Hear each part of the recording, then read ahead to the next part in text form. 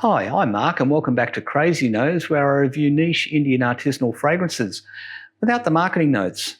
Well, recently I received this beautiful box set of samples from Bortnikoff, and this is quite lovely. It's got no less than 15 fragrances in here. I'll show them to you. Look at that. It's like a smorgasbord of samples. I don't know where to start.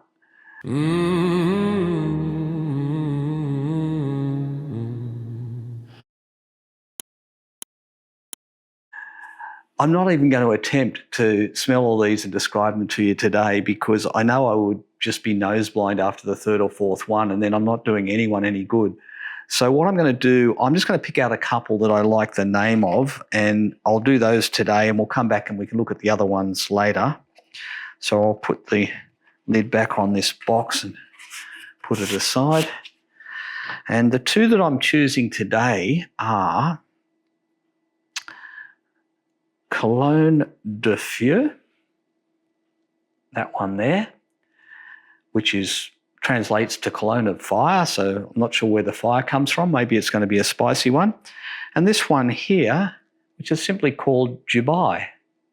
And I guess I'm expecting this one to be somewhat Middle Eastern in its structure, probably going to have some oud and maybe some frankincense or other incense materials in there, but who knows? We'll find out soon enough.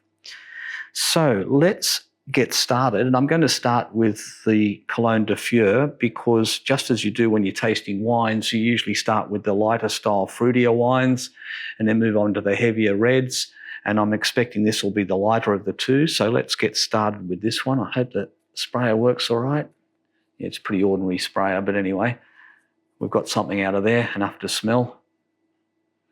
Ooh, wow, this is a real citrus bomb. Yeah, so I'm really getting a strong kind of zesty grapefruit type of note in the top of this. And then that's combined with a beautiful mandarin smell, mandarin, tangerine, that kind of a smell. Yeah, it's a real citrus bomb, this one. There's also a bit of kind of a leafy, stemmy citrus smell in here, like a petitgrain. I think that this reminds me of a material that I actually have in my collection that's called petitgrain mandarina, and it's a petitgrain which is made from the leaves and stems of the tree rather than the fruit, but it's made from a mandarin tree, and I wouldn't be surprised if Dmitry Bortnikoff used that in here. So, of course, these fragrances are created by Dmitry Bortnikoff, who's the owner of the brand. And this one, I think, Cologne de Feu, was released in around about 2022. So I'm a little bit late to the party, I guess, on this. But this is a lovely citrus opening. And then coming down to the mid notes here, it's got this really kind of interesting fizzy sherbet-like smell in here. Yeah, it's almost effervescent.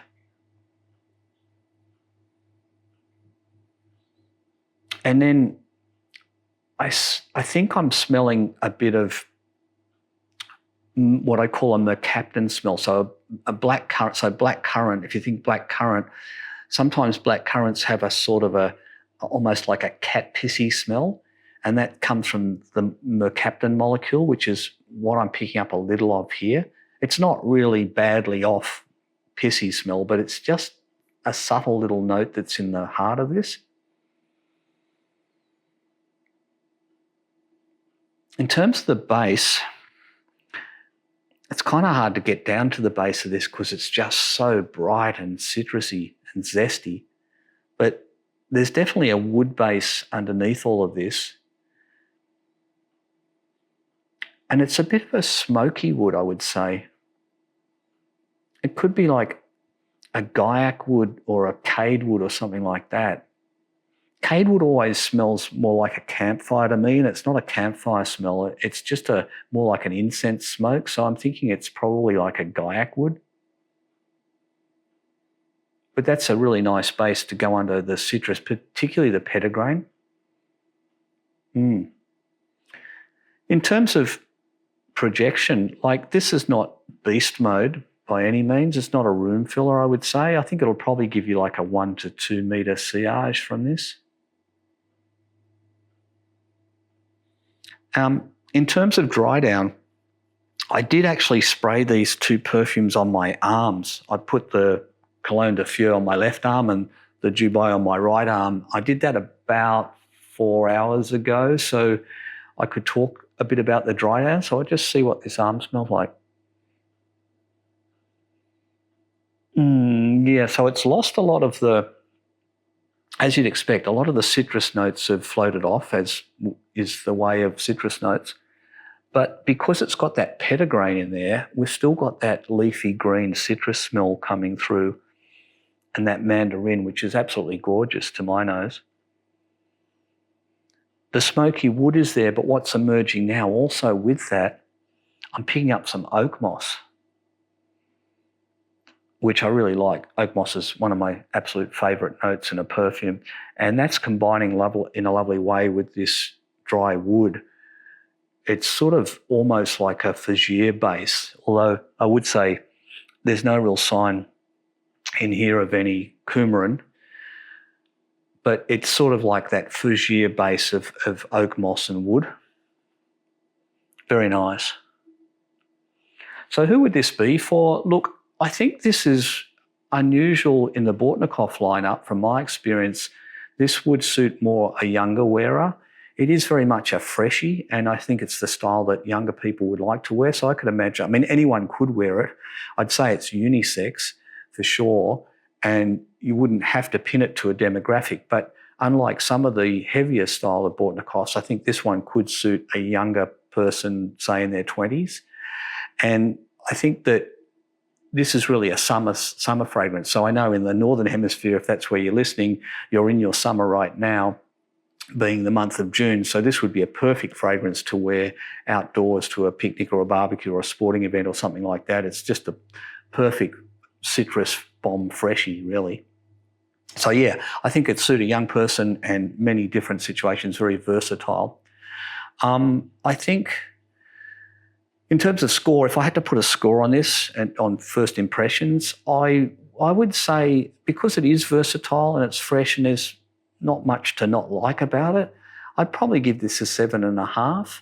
It doesn't have a great narrative to it. It's not the most interesting perfume out there, but I think it's definitely worthy of a 7.5 score for this one. Yeah, so that's pretty much it for that one. I'm going to move on now and have a look at the Dubai. And I'll get another strip for this one. It's a better spray than the last one. This one was released Dubai, I think, in a bit later, 2024, I believe. Okay. So there's a really clear oud smell in this, and it's one of those cheesy ouds. I expected oud to be in a perfume called Dubai, and it's definitely in there. I think it might be one of those Indian ouds. It's not entirely unlike Amouage King Blue or Silver Oud. It's one of those type of Indian ouds. It's cheesy, but it's not the classic blue cheese smell that you get with those ouds. This is more like that nutty Swiss cheese smell, which is unusual and very likable. I really, really like the smell of, I love the smell of Swiss cheese, right? Yeah, it's not as skanky as those typical cheesy ouds. Now, that's counterpointed in the mid notes here with, I think it smells a bit like a clean musk in here, like a clean linen musk. And there's definitely a citrus note in here as well, perhaps a bergamot or something like that, that's sort of counterpointing the cheesy oudy smells. I think there might be some vanilla in here too. Yeah, there's definitely some vanilla coming through.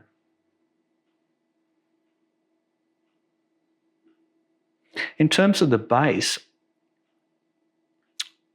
it's a wood base, and I think this is more of a sandalwood base that's coming through in this one. But it's sandalwood creaminess, but there's also a kind of leathery noting here that's making it quite animalic. Yeah, sort of leather note. There might even be a bit of tobacco in there too.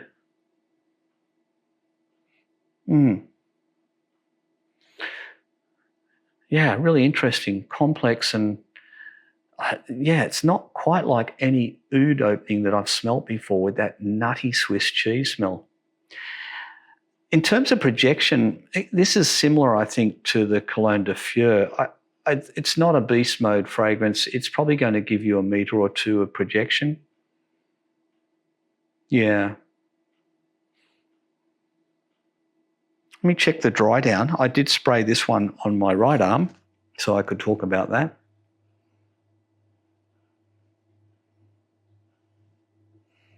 Yeah, so there's a bit less citrus in this, but it's fairly linear. There's still the smell of there's definitely the oudy smell and the cheesiness. But there's less citrus and more wood coming through in it now. And it's a dry wood coming through in this one, you know, sort of like a cedar wood. And that animalic leather tone in there as well. But fairly linear in the dry down. There's no great narrative going on here. So who would this be for? Well, this one would be for an older wearer, I think, more mature. By that I mean someone probably 30 plus. It's unisex, I think. Male or female could wear it, but I would say that it's a bit masculine leaning, to be honest, this one. Where would you wear it? I think this one's more going to suit the cold weather rather than the previous one. So this is more your winter fragrance. I think it would suit casual dining, indoor settings, that kind of thing, out at the pub or the club with mates. You could wear it on an informal sort of a date, but it wouldn't be a first date choice, I don't think. You could, it's not a big projecting fragrance, so you probably could wear it at the office if you wanted to, but I don't think it's really what I would call out as being an office fragrance. The only place I would avoid wearing it, I think, would be the gym.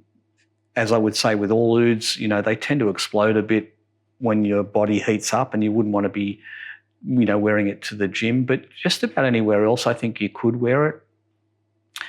So what would I score it? I'd probably give it half a point less than the Cologne de Feu, only because I feel like it's a little bit less versatile. I mean, they're two very different fragrances and they sit in very different camps, but I think this one is not quite as versatile as the Cologne de Feu. And in terms of oud fragrances, it's very nice, but when I think in my head comparing it to, say, a King Blue from Amouage, I feel like the King Blue is a more complex, deeper resonating oud smell, and it's definitely got more projection, more longevity. It's a stronger fragrance as well. It changes that cheesy top note for a blackcurrant kind of opening, which is really interesting in that oud fragrance. But even comparing this, say, to that or silver oud from Amouage, I feel like that the Amouage products are just slightly better in quality. So I would give this one a 7 out of 10. But it's still a very decent perfume. And I'd say with both of these, you know, you really have to try them yourself and decide what you think. They're not cheap fragrances. I think they retail for upwards of $300 US. So you want to be sure before you jump in and buy one. So I wouldn't recommend a blind buy on either of these. I would suggest that you do what I've done and get the box set, treat yourself to that, and go through them all and see what takes your fancy out of there, which is what I'm going to do. And I will hopefully cover some more of these in the future for you. But thank you for tuning in today. If you have your thoughts on either of these two fragrances, if you've smelt them or you own them, could you come back in the comments and let me know what you think of them and where you like to wear them? Or if you have a favourite Bortnikoff, let me know what it is. And I will put in the description section a list of all the perfumes in here, so that if you want to vote for one that you'd like me to review and bring that forward in the list, then you can do so. Just drop me a comment and tell me which one you'd like me to talk about. I will try and do that for you. But until next time, take care, stay safe, and enjoy your fragrances, whatever you're wearing. Oh, my muse, you're heavy debt. A ghost I haven't quite finished yet. Lead me down where the briars grow, to the hidden root that the crows all know.